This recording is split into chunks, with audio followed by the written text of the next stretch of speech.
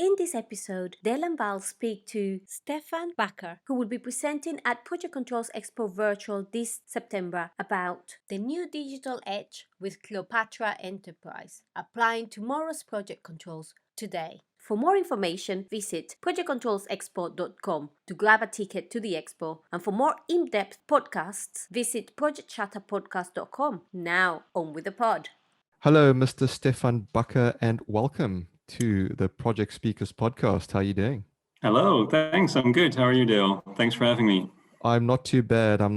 Thank you for asking. We minus Val on this episode, so he's missing in action, but you're in good hands with myself. So hopefully, I won't go too harsh on you, Mr. Bakker. I hope so too, yeah.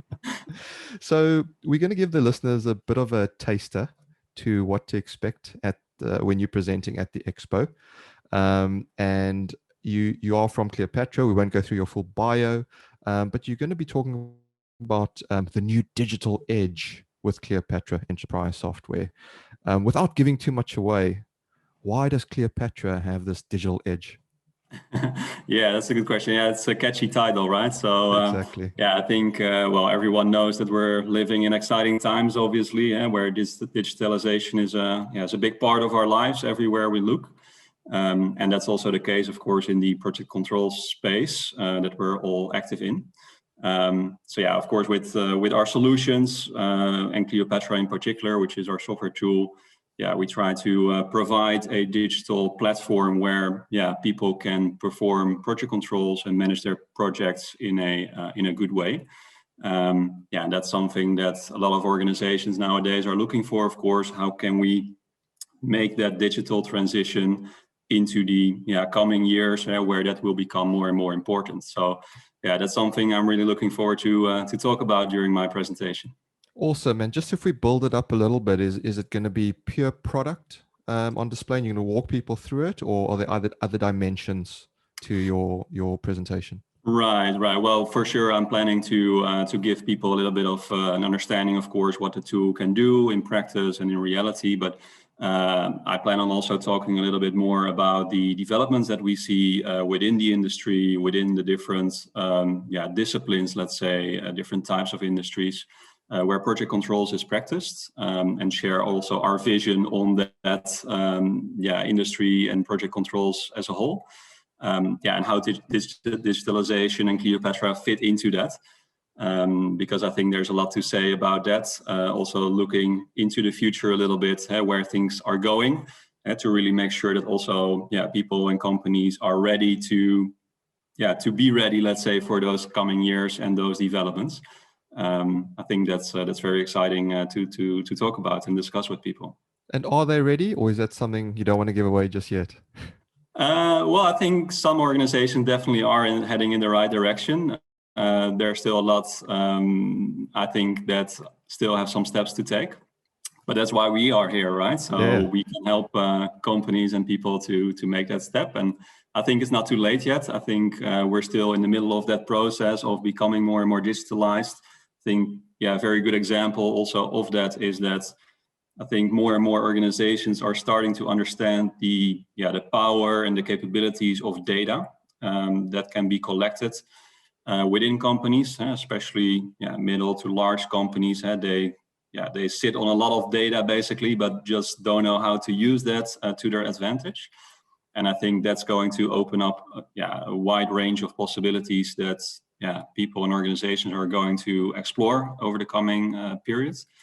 And that's a key element that I would like to highlight during my presentation, to show, one, of course, how that data can be collected, but then I think even more important, so how can people actually leverage that data? Because it's one to have it, but then how can you make it work for you? How can you extract meaningful lessons from it that you can apply to future projects? And I think, that's what everyone's talking about, but not many people are doing just yet. Yeah, absolutely. And we spoke to a colleague of yours, Jos van der Stelt, a couple of episodes ago, and he spoke about the benchmarking that Cleopatra is trying to do, and that's pretty cool in itself. But if we just delve into that a little bit, what do you say to those that go, well, it's the old garbage in, garbage out. So if you have poor data in? How do you know that the quality of the data is good? So if it's poor quality, then your benchmarking isn't great. What do you say to that? Yeah, well, that's a very old statement, of course, garbage in, garbage out, but it's still applicable today. I think, yeah, no matter what solution or digital processes you use, that still applies as of now. But what I do believe is that, digitalization and tools will make it a lot easier to collect data in a structured and standardized way. Whereas before it was a lot of manual effort, and that actually resulted in the fact that a lot of the data that was coming in was indeed garbage, because people didn't have the time to really sanitize it or optimize it for future use. And that's, I think, really where tools can be really powerful, because they can automate that to a large extent. You can apply all kinds of logic to data that comes in to really make it ready to use, basically. And the time that you have left, that you do not have to spend on all that data collection and sanitizing, that can then be used to actually analyze the data and extract meaningful conclusions from it. Yeah, absolutely. I'm a huge fan of, and so is Val. If he was on the podcast, he'd tell you, this low value transactional type of work that many companies still do today. It's people, as you say, sifting through data, ensuring that the quality is there before they actually use it. And all that time, as you just said, could be spent on actually analyzing what it's telling you. But we do have people that are fearful as well about what the technology does. And sort of there's late adopters. I wonder if you spoke a little bit about you're involved with different industries, and what are some of the trends perhaps that you're seeing? Are certain industries more readily making themselves available to adopt this new technology, and are certain ones behind? And I wonder if you could share your insight on that. Yeah, well, I definitely think that you see some differences in that. I think, there are, of course, some global trends going on. We're moving more and more towards sustainable, renewable energy. So that's, in a sense, a bit of a new market space that's being discovered as we speak. And what you do see there is that, these are typically younger organizations, more nimble organizations who are therefore easier positioned to adopt these new technologies than these 50, 100+ year old companies who have been used and accustomed to this more old school way of working. So I think that's a trend that you see, and I think the more traditional industries, if you will, they are catching up definitely, because they see they will have to in order to stay competitive and ahead of the game. So I think that's a race that's going on at the moment to make sure that you're not left behind, because if you're left behind, then you're probably gonna see the results of that in the coming years. Yeah, absolutely. You don't want to be a dinosaur, shall we say? So, okay, that's interesting. So those listening to this podcast, right? Is there a certain target audience that you're looking to attract with your particular talk, or is it wide ranging?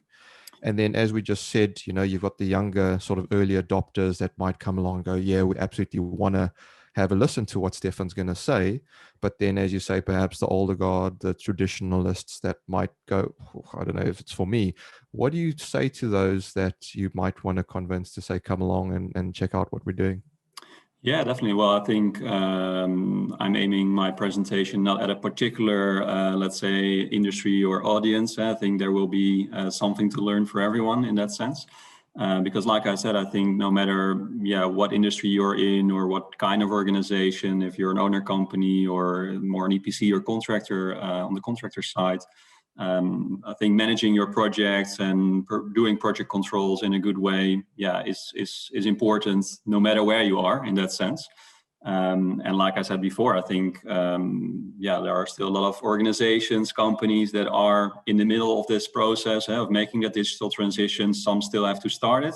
Some others may already be a bit further ahead of the game. But I think, what we can offer with Cleopatra, and that's also why the title of my presentation is to apply tomorrow's project controls actually today. is to also stay curious about what's coming. What are the innovations that are coming in the near future, and what can we do as an organization to adopt those early on and as early as possible. So I think, even though, or even if you are already, in that process of making that digital transition, I think there are still new developments that will definitely be interesting that I will highlight. Yeah. That is awesome, Stefan. And it's also a really interesting space because it is so exciting. There's a lot of technology out there. You guys obviously one of them. I just want to touch briefly before we end the podcast, just on Cleopatra. So where did the name come from? When was it born? How long's the software and the company been around? Yeah, that's an interesting question, and it's one that I get a lot more often, of course. So Cleopatra, well, it's not a very exciting story, if you may imagine, if you have expected that. But actually, when we started, Cleopatra was originally developed as a cost estimating tool. And when you are in the estimating world, you would know that you either have a top-down estimating approach or bottom-up estimating approach. And that can actually be visualized as a kind of pyramid structure. So that was a link to the old Egypt, of course. And then we also noticed that in the traditional Middle Eastern companies, where there's a lot of industry, of course, originally with oil and gas, petrochemical, etc. It's a bit of a man's world, obviously. And then when people think about Cleopatra, they have this nice image of this beautiful woman, which helps as well. So there the name was born. That is awesome, Stefan. Thank you so much for sharing that. I, for one, encourage all the listeners to go and check out your talk at the expo. But sadly, that is where we're going to have to end it. So thank you for your time, and we look forward to your presentation at the expo. Thank you. Looking forward to the expo as well.